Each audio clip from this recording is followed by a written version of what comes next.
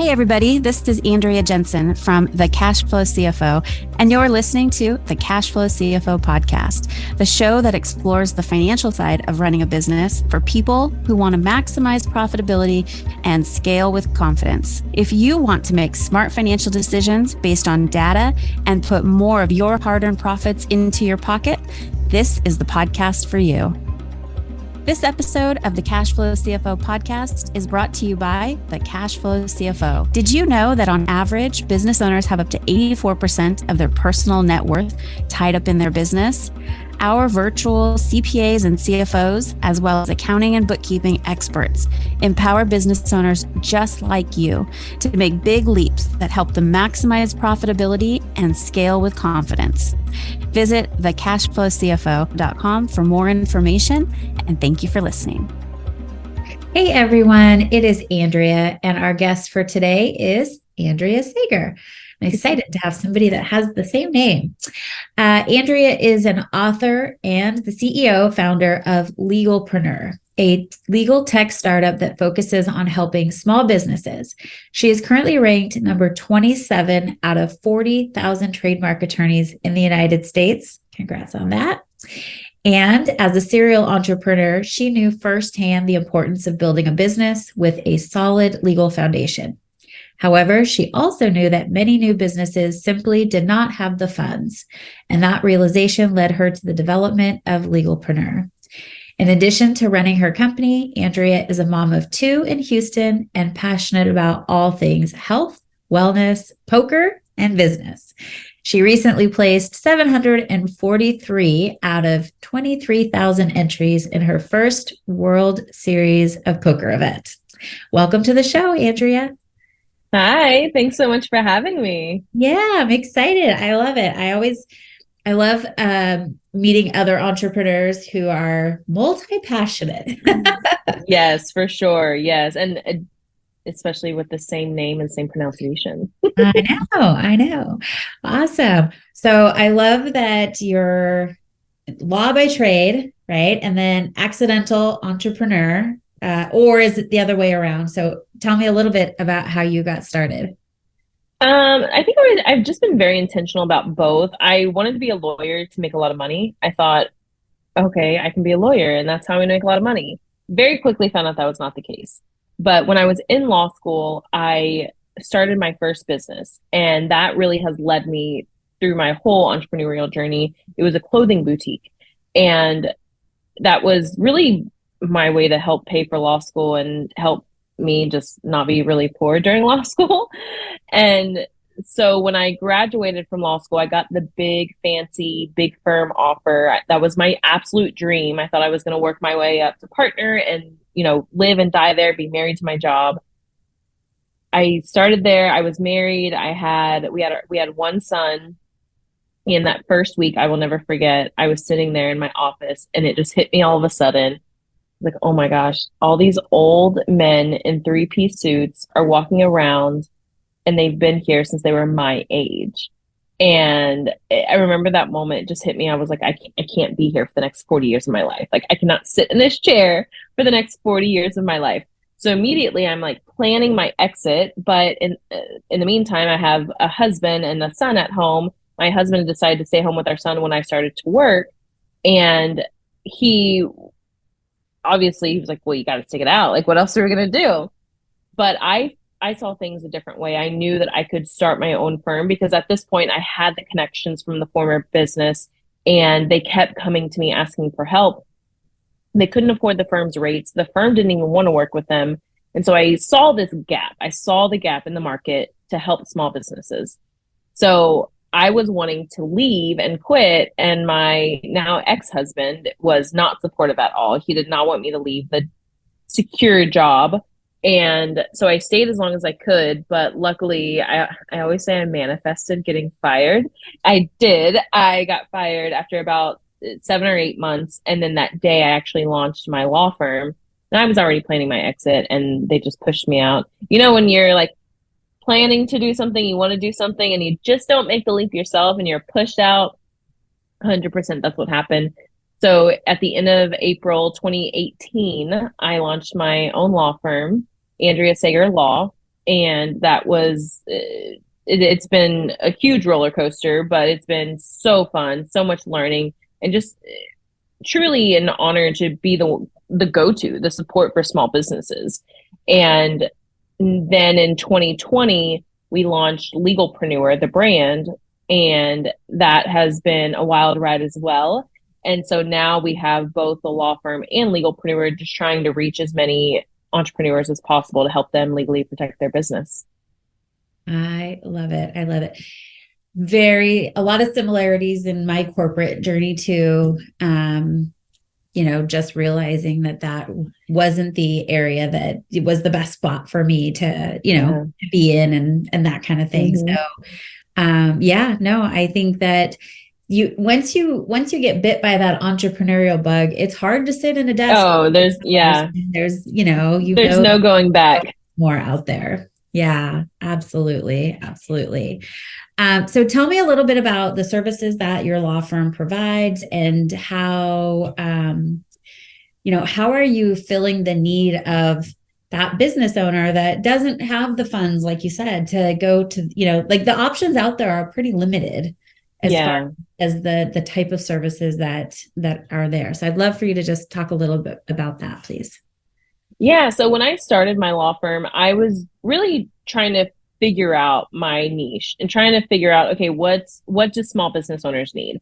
And I knew, especially as online business owners, you need trademarks. That's a no-brainer. And that was my goal. I wanted to be a trademark attorney because that's who works with small businesses. And over the years, it's really, the core is still trademarks, but we do LLC filings, contracts, so any of those ancillary services as well that small businesses need. But ultimately, like, I refer to myself as a trademark attorney, but we still offer contracts, LLC filings. So what came in from the law firm, it started in 2019 as our Legalpreneur membership. That started in the law firm in 2019. And then we took that out of the law firm to Legalpreneur, the company, a couple of years later. And that's, of course, to start reaching more businesses. But ultimately, that membership gives you all access to your own attorney. So that's really where the savings comes in, because if you go to any attorney, if anybody listening has ever worked with an attorney, they're charging you by the hour. If you send them an email, they're charging you to read that email, think about their response to that email, and even typing out the response. And if you're on the phone with them and they're trying to ask you like, hey, how are the kids? How's this? How's that? And you're like, oh my gosh, they're so friendly. Yeah, because they're trying to rack up that bill. Any moment that you're on the phone, they charge in 6-minute increments. And I saw this at the big law firm. I cannot tell you how many times I would have a partner come to me and give me an assignment. And they're like, make sure you take your time on this.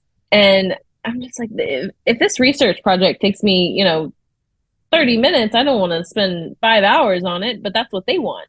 They want you to, exhaust all angles and do this and do that to make sure that nothing else turns up. But ultimately, it's just to rack up the bill. And so I saw all of these practices at the bigger law firm, and it's everywhere. And I just vowed to never do that. My goal has always just been to provide a good service for small businesses without any unexpected bills. So really everything we do is flat fee based. We don't do any hourly billing. The membership, it's unlimited emails with your attorney, a phone call every month, document review. We include the trademark with it. There's a ton of stuff included because we know, like, hey, you need to know that you're not going to get a surprise bill. Mm-hmm. Yeah, that's so important for the small business, right? They're trying to manage their budget. They're trying to, they know they need these things, and it's going to save them a lot of time and money and stress later on to have it all buttoned up now. But it's intimidating, right? Because and there's, it's not like going to Target or Walmart or, it's like there's so many options out there. You just don't know. Sometimes you don't know where to start. So I love this. Yeah. And really, we've really carved out our niche with online businesses, because if you go to your dad, whoever your dad recommends as a business lawyer, they're not going to understand your business. They don't understand podcasters. They don't understand coaches. They're like, oh, you don't really need anything. You don't need this. And it's a whole nother world. And so it's understanding, like, it's not just, oh, I need to find an attorney. It's who understands my business and who understands me. Mm-hmm. Yeah, that's a great point. There's a lot, I think the legal industry and the accounting industry, so many similarities. Yeah. Right? Yep. And those firms that aren't adopting and aren't modernizing, they're, becoming irrelevant. And I think it sounds like the same thing in the law industry, right? Because there's just this whole online space. If you're not up on all the things, right, you could easily be just, providing services and charging for services that you don't even understand or really exactly have any business supporting. So very interesting. Tell me a little bit about, so you had the clothing boutique during school, and now you're very much in the technical business space. Do you ever feel the desire to go back to something that's a little bit more lighthearted and fun and that kind of business? Such a good question. That's basically the theme of my life, is making it lighthearted and fun. So going through my divorce, so I ended up leaving my ex-husband right at 3 years ago, August, September of 2020. And I just knew, okay, something like this isn't okay. And what people find crazy is, I mean, at that point I was making $1 million a year. I had it all, quote unquote. I had it all, but I wasn't happy. My marriage was miserable, and I knew something had to change. So I left and just immediately started doing the work, healing myself, just trying to figure out, like, what does it all mean? Because I had everything, like I had all the money, I had everything, and I was not happy. So over the past 3 years, that's really been my mission, is figuring out what makes me happy? How can I achieve that? And also, like, what do I want out of life? Because I was making $1 million a year, but I was also working a lot. I was working from sun up to sundown, partly because I was escaping my marriage. Like, there's so many things that were intertwined there. So now it's really a mastery for me of, okay, how can I work as little as possible while making the money that I once was? Because right after I left, I knew things would get bad business-wise, just because I knew I would not be in a good headspace. And so they got really bad for a long time. Start scaling with confidence today. The Cash Flow CFO is a full-service accounting and fractional CFO firm. So it goes without saying that our financial experts are phenomenal at number crunching. But more than that, they are expert communicators who will connect all those complicated financial dots in a way that just makes sense. We don't wait in the wings and check in every so often either.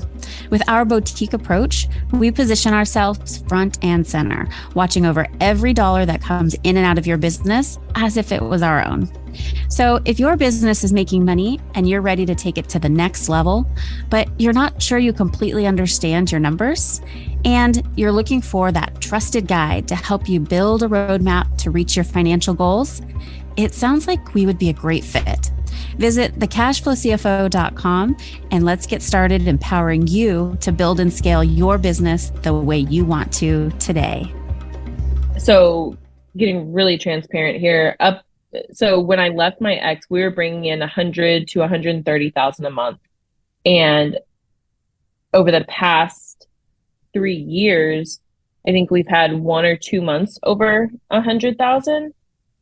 But the average has been, 40 to 60,000. So going from, 130,000 a month and a team of like 10 to 15 to a team of 4. And really what it was, there's so many things that had to be healed. And like, I was running around like a chicken with my head cut off. No processes, nothing. Like, we had the business. So I was just like, yeah, let's like do all the things. So my best friend actually is my operations manager. And so she has really helped lay the foundation. So, and we're a great team. Like, I'm the visionary. Like, I obviously have the vision, and she makes it happen, and she gets everything in line, and it's a beautiful relationship. And so now we're a team of 4, and we have really I keep saying laying the foundation, but it's really laying the foundation of having it to the point where you can grow and scale with as few hiccups as possible. not letting things slip through the cracks. Because we definitely had that. And I mean, I always made up for it, like took care of the clients,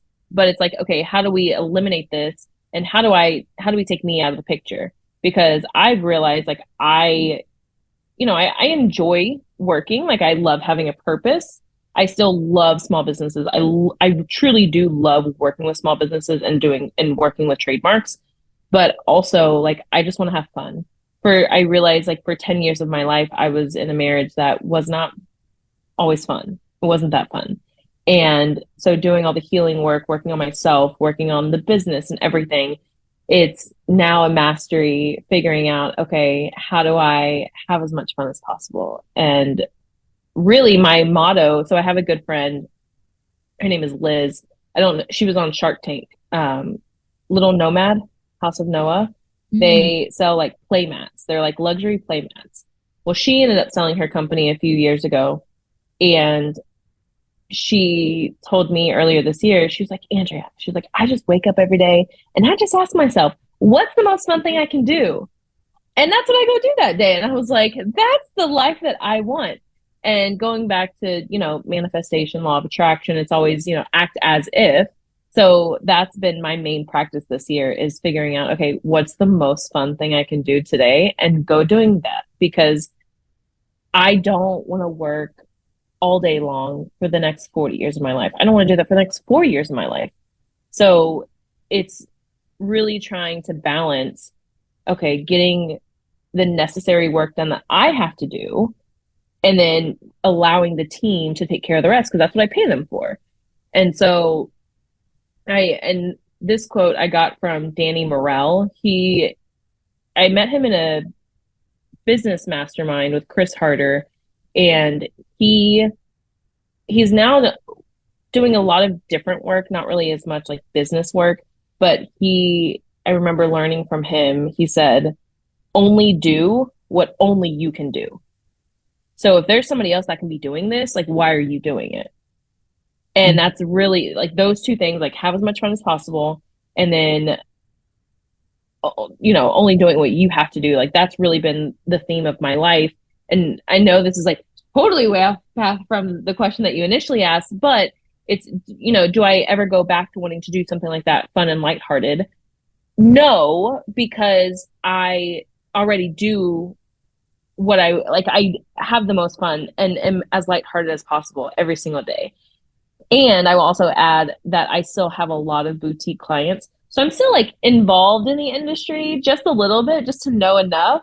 And there's definitely times like when market comes around and that's when a lot of boutiques will go and buy clothes to sell. That was always so much fun. And I do miss that sometimes. But at the end of the day, it's like, I have to remind myself, like, I'm having the most fun I can have. I'm doing exactly what I want to be doing right now. And so you mentioned from my bio earlier, the poker, that has been a big theme as well, a fun theme. My best friend, Kayla, who's my operations manager, she's also a professional bowler. And so her tours in the summer. And so she works in the summer for me, but it's not like she's also bowling, like she's a professional bowler. Well, this summer, it's so funny. This summer, she started bowling more, and I started taking poker more serious, and ended up going to Vegas for the World Series. And I was like, wait, I can do this. Like, I can just like take time off. Like I don't have to work all day long. And so I finally decided this summer, like, we're both going to just kind of take it easy over the summer. And I was explaining to someone what we were doing. And I was like, yeah, like we're just taking it easy and da da da. They're like, oh, you're just taking your foot off the gas. I was like, oh, that's what it is. Because we've just been like full force ahead for the past 5.5 years. And now it's just like, oh, we can take it easy. Because a lot of what we have is recurring revenue. And it was the best summer ever. Yeah. Very long-winded answer. Yeah, that's great. I love that. So there's so many things that I want to pull out of that and dive a little deeper on, because I think that coming from corporate, right, it's ingrained in you, work, work, work, work, work, work, work, work, work. Yep. That life balance, being a mom, being a wife, being a professional in a professional industry, like doesn't exist. Yeah. Let's be honest. You might be winning at one week, one the other week, but something is always, you always feel that tug of like, I'm not doing enough. It's not good enough. Yes. And I think that, it's really like worth mentioning and highlighting that when you step into entrepreneurship, you can create what it's supposed to be for you. And it doesn't have to be like, there's no comparison, right? And so when we work with our clients, we talk a lot about what are your 1, 3, 5-year financial goals. And you don't have to like scale, 10x, blah, blah, blah, blah, all the things you hear out in the, social media right now. It's like, no, what for you specifically, what this business is an asset that is created to generate revenue, to support your lifestyle, to create passive, and, like you're moving it from active to passive. Let's look at it from that point of view. And I think a lot of entrepreneurs just head down, just charge. And then they look up however many years later and they're like, shoot, what am I doing this for? What, and that's like, it's just such a disservice. And also, there's different ways that you're growing the business. There's different ways that you're reinvesting your profit based on what you're trying to achieve between that 1, 3, and 5-year financial goal. So I commend you for kind of being like, no, it doesn't have to look like this, linear thing. It can be, and that's the other part too. Like it can be this year I'm hitting it hard and I'm going to roll out and then next year I'm going to relax a little bit and live life, because you got to have that balance. And then the last thing I want to just highlight too is the best revenue out there that exists, reoccurring revenue. So for all the business owners that are listening, right, reoccurring revenue gives you that freedom. It gives you that ability to go out and pursue other things and not constantly be, in that sales, hamster wheel of, bringing it back in. But you definitely have to work on your client retention, right, in a reoccurring revenue model, or that doesn't work either. So there's trade-offs, right? There's a lot of things that go into that. But I think that, props to you for just kind of picking up your head and going, yeah, this isn't what I want. I'm going to make it a little different. And you took the hit in revenue, but you realize, like, at the end of the day, that's not the only metric that measures happiness, success, all the things. So that's really cool. I will say thank you. Yeah. I will just add really quickly, like last year was a really low revenue year. And I will tell you, like, I was, 2 years before that, I was making $1 million a year, almost in my sleep. I was working 15 to 20 hours a week. And then last year I was working and making very little money, but I was the happiest because that's when I started. I was like, oh, like I can just do what I want. And I don't have to be working to escape a marriage or escape this or escape that. Like I get to just do and be and have fun. Yeah, absolutely.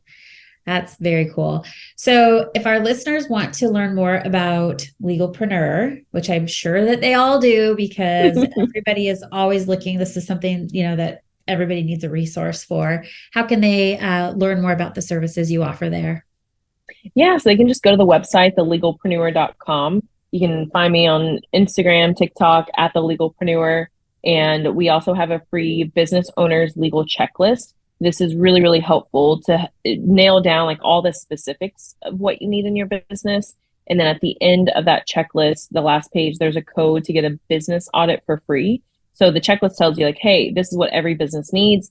And in the audit, we will go in and we will actually do the deep dive on your business for you. And we'll, give you all the answers, give you the full audit of, hey, you have this product here. This is how it needs to be protected. You have this here. This is how it needs to be protected. So it can be completely free. Just go to thelegalpreneur.com and you'll find the checklist there. Yeah. Thank you. That's super valuable. We work with a lot of business owners who are getting ready to sell their business. And one of the things that always comes up is like, where's all your legal docs? Where's your, operating agreement? Where's your minutes? Where's your, all the things? And they kind of just get us like, what do you mean? supposed to have all that? It's like, Yeah. Because that's one of the things that we talk about a lot is like when a client first gets an offer to sell their business, it's this beautiful number. And then as they go through the due diligence, when things aren't in place, right, they don't, it's not the asset, your business is not as valuable. And so this is one of the big pillars, if you will, of having a business that is completely buttoned up and, is ready to be sold. Do you have anything to add on that, that topic? No, that's 100% accurate. It's also been a theme as of lately. A lot of people are exiting or partners are buying one or the other out. And that's one of the biggest things is having all the legal stuff in a row. And it also, like, especially when you go to sell, it makes the process so much smoother. And they're, just like you said, they're less likely to take money off the table when you're just like, here you go, here's everything. Whereas you're taking forever for this, or you're trying to fix that, and that causes them to ask questions. When you have all this ready to go, they're like, oh, perfect, let's go ahead and close this deal. Yeah, absolutely. Because it professionalizes your business, right? It's not just I'm doing this as a side hobby, job, business thing. It's like, no, this is something that I've put great care and time and effort into. And, I buy businesses, and the first question I ask is, what am I going to have to pay to fix? Yep. So as I'm going through the list, right, that's a really big one, is to make sure that there's all the things intact that need to be, because especially trademarks, right? That's something that, could come That's a huge one. Yeah, for sure. Awesome. Well, thank you so much for taking the time to chat with me and share your journey, number one, and then also all of the great bits of wisdom and advice that our listeners can enact. And guys, if you guys don't have legal stuff buttoned up, this sounds like a great, way to get started. And so thank you. Thanks for creating that service. We need it. Thank you so much. Yeah, thank you. Thank you for listening. Don't forget to like and review, and we'll catch you on the next episode. If you're looking for more content or resources in the meantime, check out our website for information, blogs, and our I've Got a Spreadsheet for That series. That's thecashflowcfo.com. Again, thecashflowcfo.com. We can't wait to hear from you.